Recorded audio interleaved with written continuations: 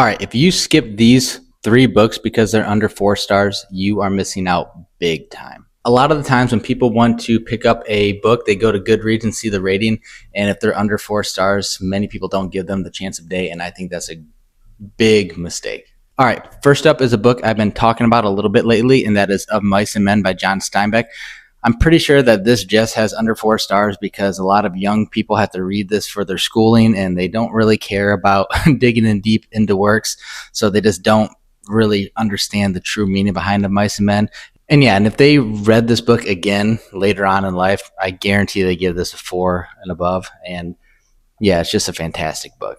All right, and then next up is another classic that I think is rated below a 4 stars for very similar reasons, and that is The Old Man and the Sea by Ernest Hemingway. I just think there's a lot of books that people read too early and rate too early and probably more aggressively because they don't want to read it. That's my only that's my only way I can see these books being below a 4 star rating. So yeah, just if you have read these before or you haven't read them, give them a shot. They are fantastic, and I think they're way above a 4 star read.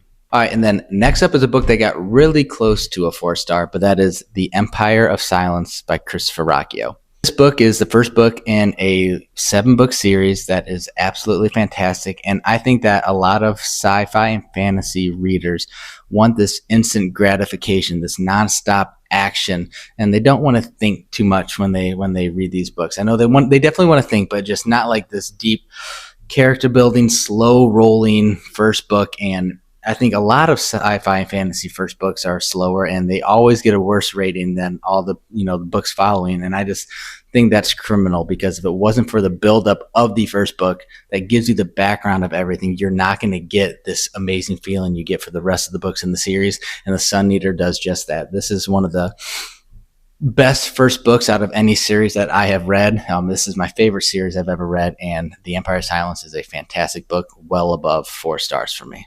So yeah, I think books that get rated below a 4 star rating don't get enough love and don't get read enough. So please leave your favorite book down in the comments that's rated below a 4 star.